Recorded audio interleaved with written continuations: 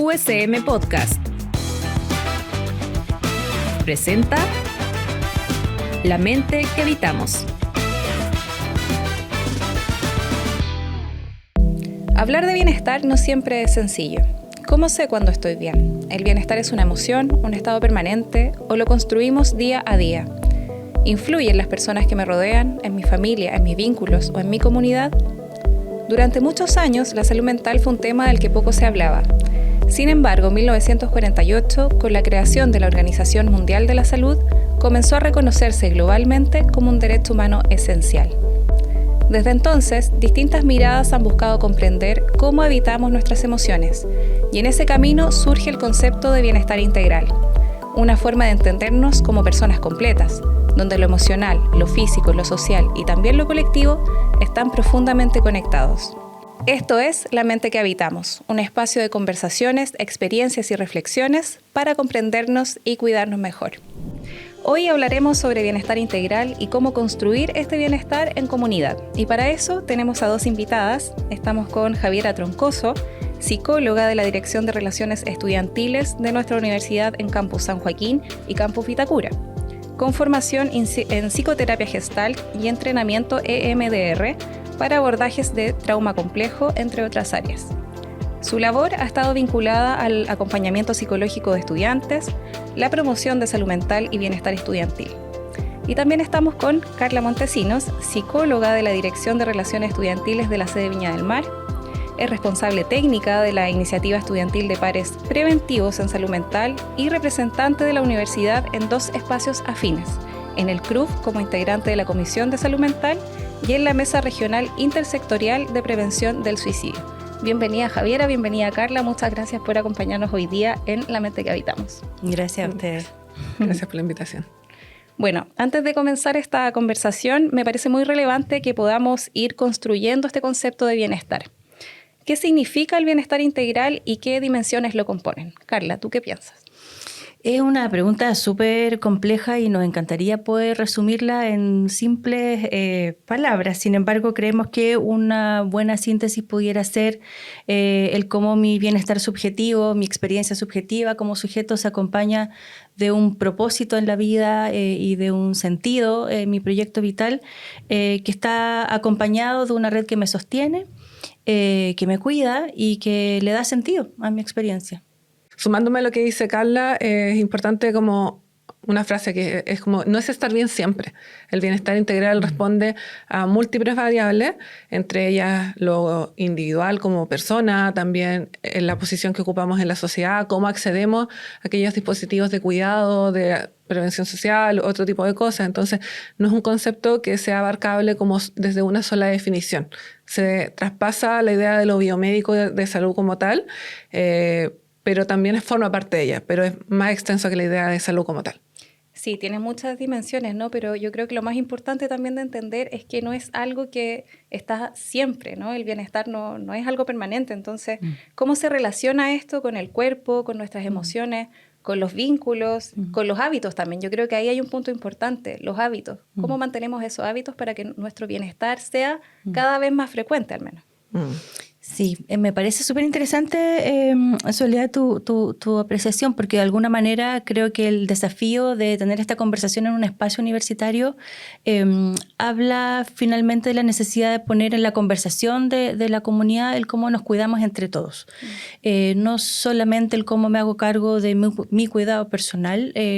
La Javi hablaba de algo súper interesante que tiene que ver con pensar en el bienestar no solo desde una lectura sanitaria o salubrista, sino el cómo comprender que mi bienestar no pasa necesariamente por estos estados óptimos o ideales, que creo que sería súper interesante discutir respecto de qué nos ofrece el modelo cultural hoy como meta o como destino de éxito, de felicidad, de bienestar. Pero me parece interesante tu pregunta porque creo que nos permite también interrogar si lo estamos haciendo bien en términos de comunidad, ¿no? Universitaria. Sí, y sumando a eso, creo que no son aspectos separados. Cuando tú hablas de cuerpo, emociones, vínculos y hábitos, no son aspectos que estén como desintegrados y formen como partes individuales, son partes de un todo. de una composición mucho mayor, que finalmente es el individuo, la persona y su colectivo. Entonces, acá creo que estas dimensiones, por ejemplo, cuando miramos emociones, por ejemplo, entendemos, y desde la definición de emociones, la emoción es una reacción fisiológica, que es adaptativa, es evolutiva, tiene todo, hay un aparataje fisiológico que se puede estudiar, que se puede medir, que se puede cuantificar, respondiendo a la interpretación de nuestro entorno, ¿ya? Por ejemplo, vivo una experiencia que me produce miedo, se activa todo un cóctel de neurotransmisores, de hormonas, mi cerebro lo interpreta como miedo y actúa en consecuencia. ¿Ya? Entonces, mi cuerpo está integrado en esa reacción del miedo, mi mente está integrada en la reacción del miedo, mis creencias, cómo aprendí que algo era peligroso o no. Entonces, ese ejemplo que te planteo permite ver que está todo integrado en un solo componente. Y ahí, también volviendo a esto, es clave volver a lo que decíamos en la primera pregunta, como no es un estado como eterno. No es que yo esté todo el rato sintiéndome bien, no es que yo esté todo el rato en una experiencia como de eterna alegría o eterna felicidad. Es una experiencia muchas veces momentánea y puede ser que tengamos un estado de bienestar o una situación de felicidad o de sentirse bien, que sea muy momentánea y nuestro bienestar no esté bien. En ese sentido, suena como un poco un trabalenguas, porque el bienestar tiene que tener unos sustentos que sean idealmente firmes.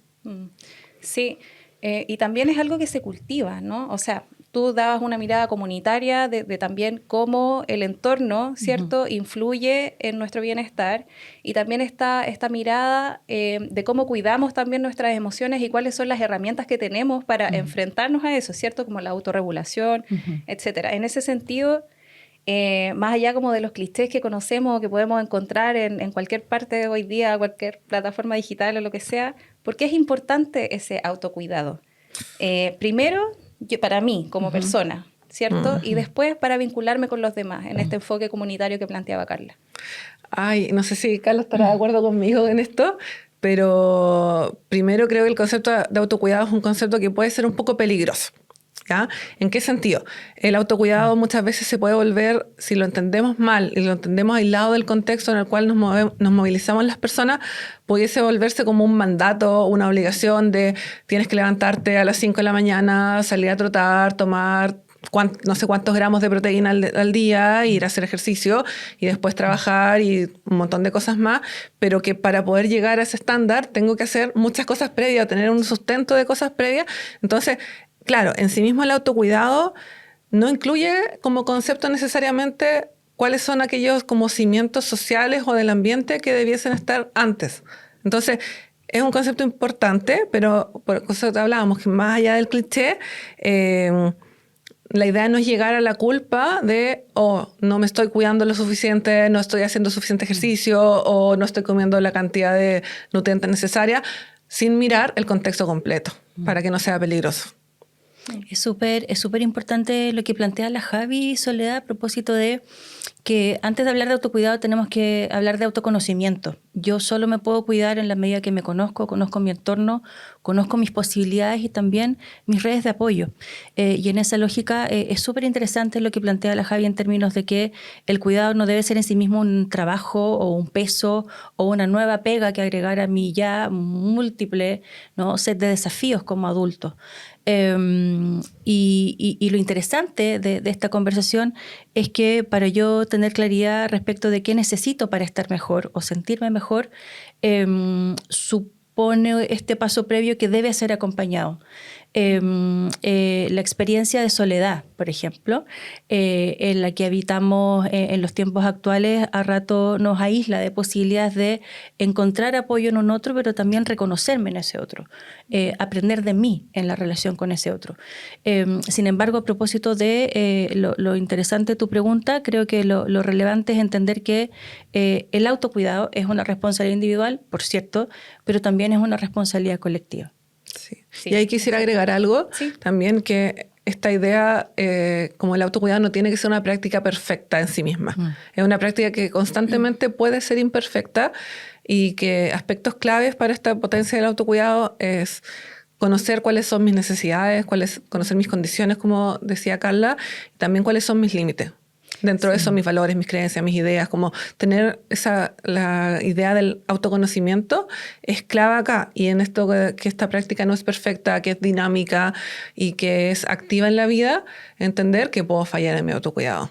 Que desde esta lógica que no se vuelve una exigencia. Sí, o sea, súper interesante lo que tú dices, porque ahora como estamos tan invadidos con las redes y estas como mandatos de autocuidado, como decías también anteriormente, esta idea de que hay que hacer un montón de cosas y súper multitasking para todo y que eso en el fondo me va a generar una vida más saludable.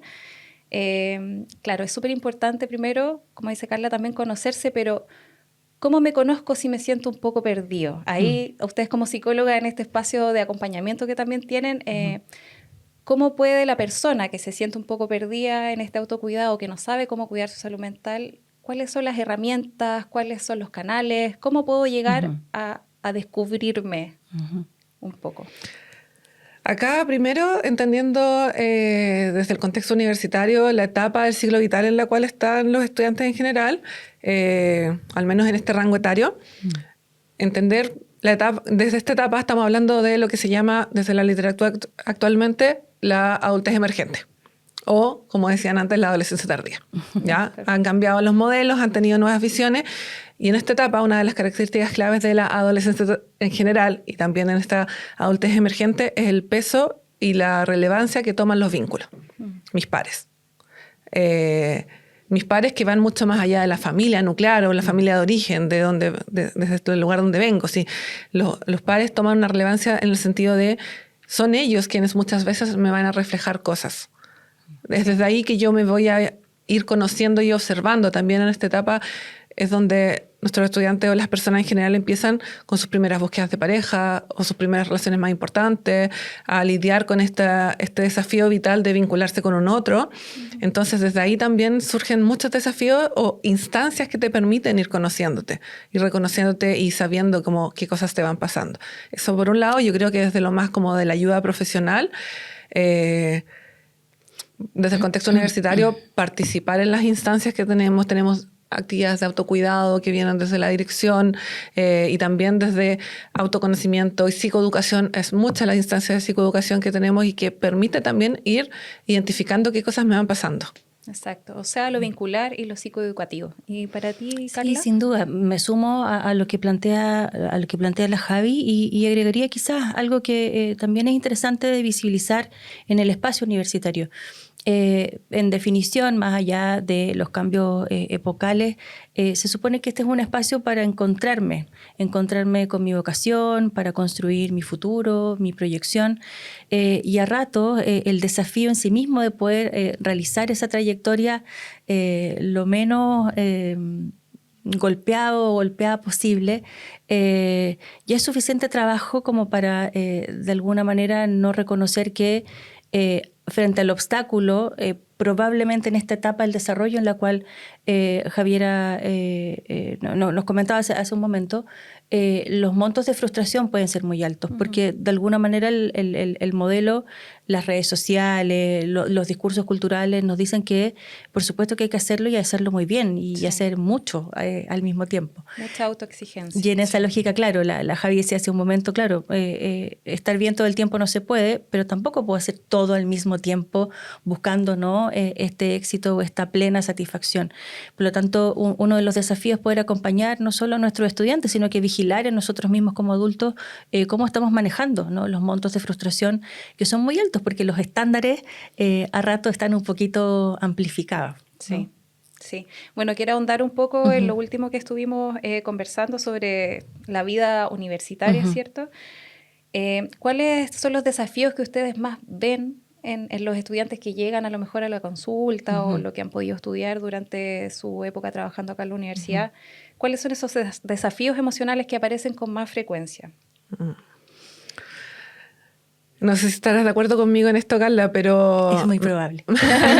Más allá de entrar en esta pregunta a reconocer como diagnósticos o criterios clínicos, hay un punto que para mí ha sido clave en los procesos y en este acompañamiento. Ya llevo varios años acá, entonces la experiencia me ha mostrado que las personas llegan sin saber reconocer sus emociones. Hay un punto desde un concepto que es súper básico, que es la alfabetización emocional, donde no saben qué estoy sintiendo.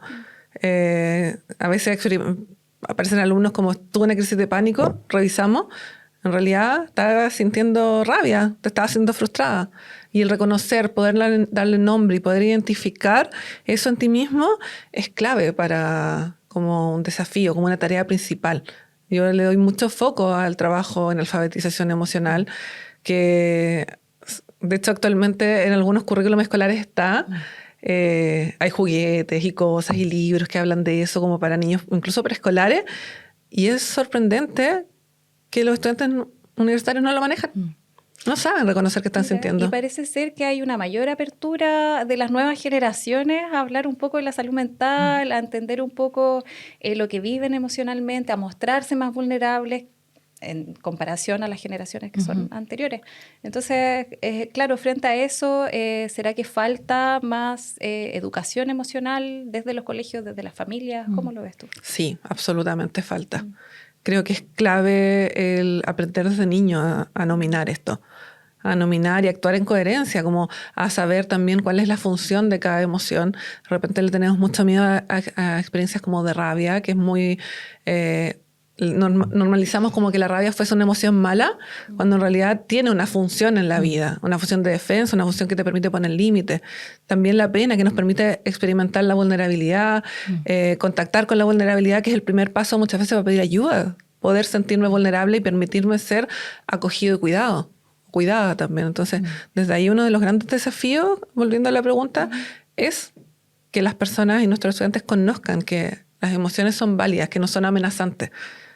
Y de ahí surge el trabajo más hacia arriba. Si me encuentro con un diagnóstico, por ejemplo, una sintomatología depresiva, poder diferenciar esa depresión como cuadro clínico de una tristeza normal. Claro.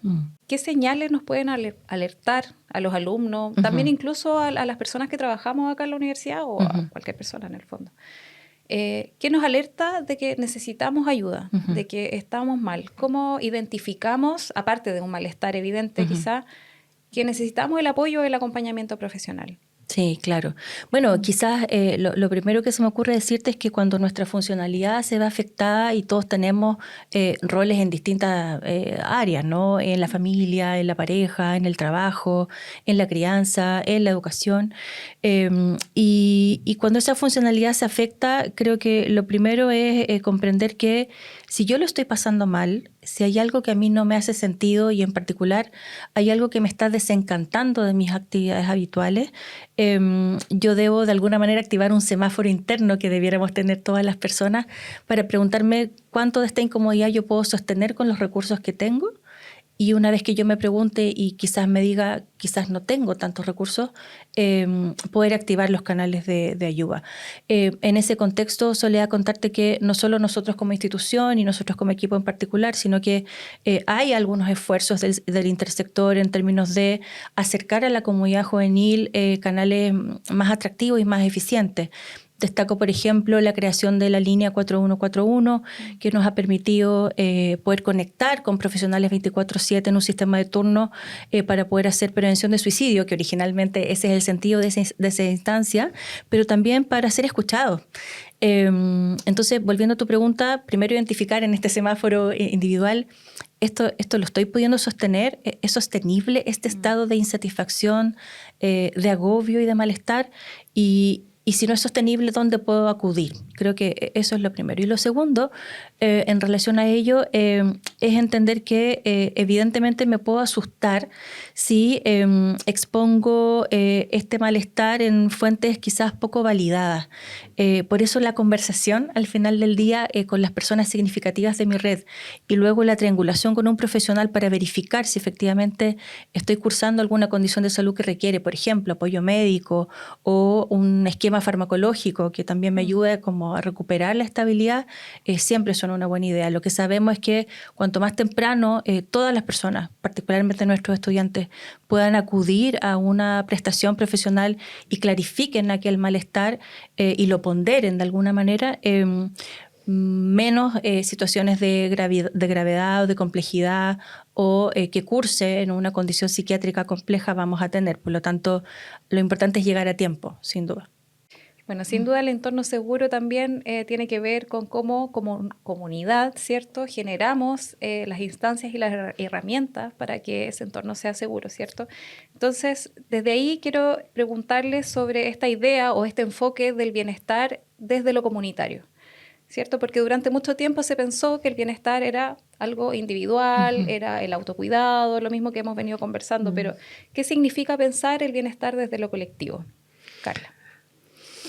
Me encantaría resumirlo en el co-cuidado, en términos de que cuando hay un otro que me parece legítimo y respetable, por lo tanto es de mi interés, entonces en ese espacio de cuidado mutuo, las redes vuelven a ser muy relevantes, pero para que las redes sean útiles me tengo que mostrar y conectar con esa red.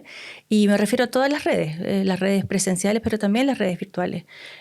Hay un mundo digital en el cual nuestros estudiantes habitan, donde pueden haber lazos súper significativos y a lo mejor ese amigo ni siquiera vive en Chile, está a 6 horas de distancia, pero es un tremendo soporte emocional.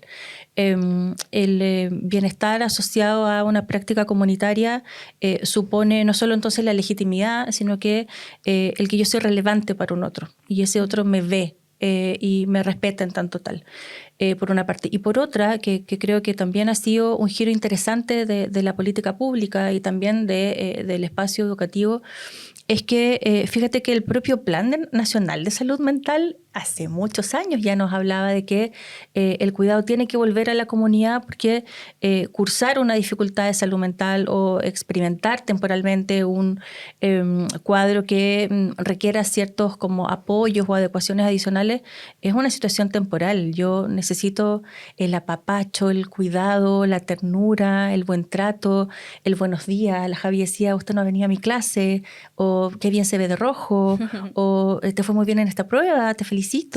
O qué buena presentación, ¿no? Parecieran ser cosas tan sencillas de hacer y a ratos tan difíciles de poder concretar al calor de lo mucho que tenemos que hacer, ¿no? En distintos espacios.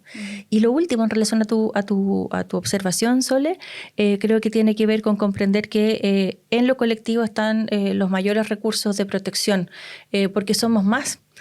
Hacemos un tejido que puede sostenerme y sostenernos en la medida que colectivizamos lo que tenemos para ofrecer a los otros. Sí, y ahí yo en esta pregunta que planteaste me quiero remontar un poco como a los orígenes y un poco a la historia de la psicología como disciplina, y que esta historia de la psicología está muy asociada en sus primeros tiempos al psicoanálisis y a un modelo biomédico donde los que atendían ese tipo de cosas eran médicos. Y ahí nos aparece este imaginario colectivo de casi del diván freudiano, sí. Como que eso sería como salud mental. Como pensamos en salud mental, diván freudiano como análisis. Pero también desde esta misma historia de la psicología podemos identificar que desde nuestros propios territorios latinoamericanos empezaron a surgir estos cuestionamientos y esta integración de la psicología comunitaria, desde la psicología social comunitaria específicamente. Hay mucha bibliografía al respecto y autores que empezaron a cuestionar esto de cómo los propios individuos en el colectivo vinculan y generan esta idea de estas transformaciones sociales, de que la salud no está solamente en la consulta, que es lo que decíamos como en la primera pregunta que nos planteaba, y como esto sale del modelo biomédico, y ahí volviendo un poco a lo que es el modelo de salud mental de la universidad, que es el que nos está guiando actualmente hacia nuestras acciones desde cómo estamos trabajando, considera esto. Considera que tenemos un modelo escalonado donde parte con instancias de promoción y prevención que no responden solamente al uno a uno, responden a la actividad que se hace en patio, responden a la posibilidad, como la instancia que tiene que coordina Carla de los pares preventivos, responden a el trabajo que podemos realizar en coordinación con el área de fomento y desarrollo a través de las iniciativas estudiantiles, que un estudiante que participa, por ejemplo, en una iniciativa, un estudiante que participa en un centro de estudiantes o en una federación, es un estudiante que se mueve, que se articula, que conoce gente, que comparte experiencia. Entonces, no es un trabajo que queda solo en el área de salud mental. Entonces, desde ahí ha sido interesante cómo estos giros teóricos han ido permeando en la política pública, no se han quedado solamente en la lógica de las academias de las escuelas de psicología, sino que también han permeado en las formas que estamos entendiendo la salud, el cuidado y el bienestar. Sí, y bueno, tú también lo mencionabas, ahí hay un punto muy importante en cómo fomentamos esta prevención y la promoción de la salud mental en los espacios y en los contextos universitarios. Y ahí te quería preguntar, Carla, ¿cuáles son las formas o las herramientas que tenemos como universidad para fortalecer estas dos cosas? Sí, bueno, efectivamente desde que existe el acompañamiento clínico a estudiantes en esta universidad, que dicho sea de paso, no es una oferta que se dé en todos los espacios universitarios, ha mutado hasta el actual modelo y la actual oferta, que supone dos principios orientadores. El primero tiene que ver con llegar a tiempo y eficazmente, y para ello yo te diría que gran parte de nuestro trabajo supone no solo el trabajo privado, inbox y quizás más individual, sino que, como la Javi lo ha planteado muy bien, el poder difundir en la comunidad no solo cuál es la oferta de atención individual, sino abrirnos a ofertas colectivas. Grupos terapéuticos, espacios de conversación, desarrollar infografía, salir al patio, hacer stands, poder compartir material interesante, utilizar mejor las redes sociales. Por supuesto, siempre lo podemos hacer mejor, sin duda, pero creo que el giro que ha tenido la oferta responde no solo a las orientaciones técnicas, como muy bien lo señala la Javi, sino que a la necesidad. Y es no solo una necesidad de recibir este acompañamiento, Soledad, sino que el sentirme parte de una comunidad. Uno de los elementos propios de la noción de comunidad es el sentido de pertenencia.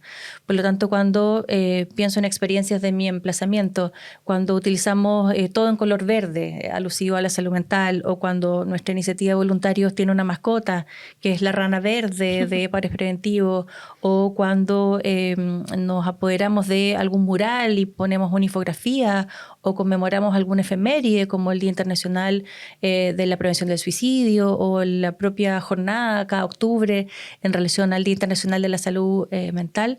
Creo que es un poco copar, yo te diría incidir, compartir información que se va instalando en la conversación del espacio universitario. Y eso creo que, insisto, con muchas mejoras por hacer, sin duda, lo hemos logrado desde que dispusimos como un objetivo de nuestra dirección y de nuestros equipos, y hemos logrado instalar que la salud mental no es igual a me atiendo con un psicólogo en una oficina, puertas cerradas, sino que es una temática pública.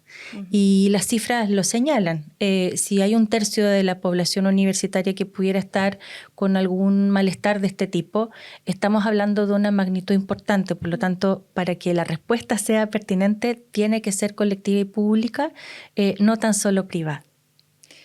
Bueno, muy interesante todo lo que hemos estado conversando. La verdad es que se da para muchos otros temas, pero me quedo con lo último que dijiste, que en el fondo no es algo individual, sino que es algo comunitario, donde obviamente no solo la universidad, sino que trasciende más allá acciones también del sector público, del sector privado, bueno, y que todos también como sociedad nos hagamos cargo de esto que es tan relevante.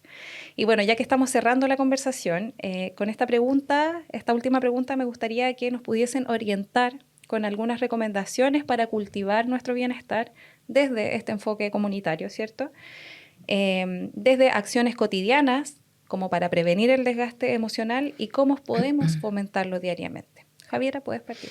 Ya, yo voy a usar el concepto que Carla mencionó hace un rato del semáforo interno que debiésemos tener, porque yo soy un poco más millennial y lo planteo como las red flags, como poder identificar mis propias red flags. ¿Cuáles son aquellas cosas que me llaman la atención de mi funcionamiento? Que hay cosas que pueden estar muy asociadas a los diagnósticos. Por ejemplo, cuando dejo de disfrutar algo que antes disfrutaba mucho. O cuando estoy comiendo y como mi comida favorita y me parece que es comer cualquier cosa. Esa es una red flag muy clave respecto a esto, como parece que no estoy disfrutando. Parece que sí, parece que mi funcionalidad se está viendo afectada. Como hace 4 días que no limpio mi pieza y tampoco tengo ganas de hacerlo. Puede ser un indicador también. Entonces, una práctica ahí es empezar desde la invitación que hemos hecho durante todo el capítulo y toda esta conversación de mirar qué me está pasando, mirar cómo estoy en este contexto, mirar qué me dicen mis personas. Creo que eso es como desde estas recomendaciones es clave el potenciar el autoconocimiento, el potenciar el hablar de mis cosas, el potenciar el seguir como no teniendo vergüenza respecto a qué cosas me están pasando. Yo creo que desde la parte como más individual, eso es algo fundamental, como reconocerme, mirarme y buscar aprender también, buscar fuentes válidas, buscar saber y informarme. Eso es clave. Sí, la educación emocional sin duda. ¿Y para ti, Carla, desde un enfoque más comunitario? Sí, bueno, todo lo que dice la Javi me parece súper interesante. Como somos de generaciones distintas, por supuesto que ella dice red flag, obviamente. Pero también desde un lugar más colectivo, creo que siempre preguntarnos con quién cuento. Esto que me está pasando, ¿se lo puedo contar a quién? Esto que estoy sintiendo, esto que estoy pensando y que no me deja funcionar cómodamente, ¿quién lo puede escuchar sin juzgarme, sin ridiculizarme o sin psicopatologizarme? Eso es lo primero. Creo que a ratos la experiencia de soledad en la cual encontramos a muchos de nuestros estudiantes debiese ser un desafío importante a revisar, a atender de alguna manera. Y junto con saber con quién cuento, ¿dónde puedo recurrir?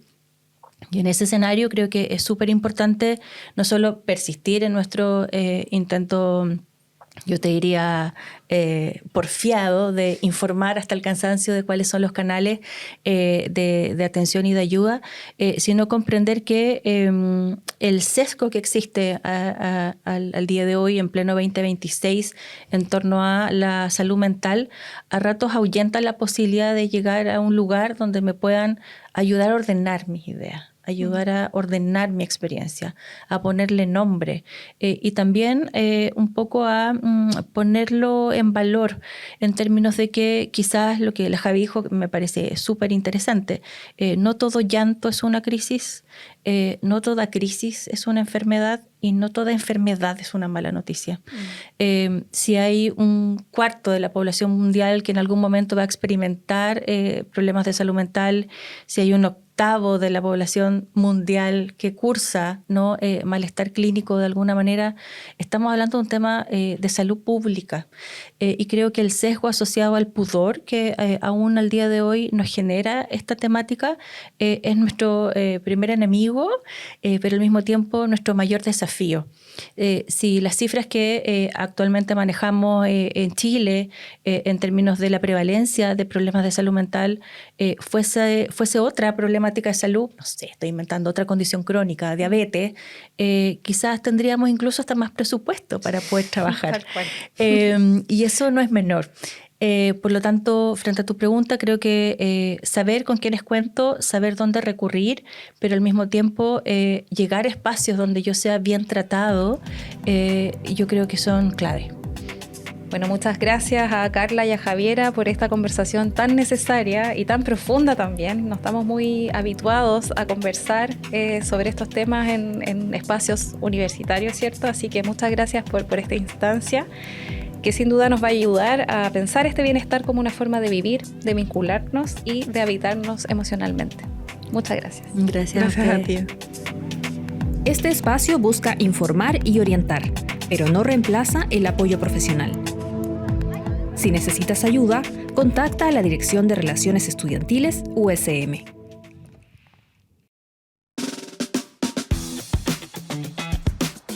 USM Podcast.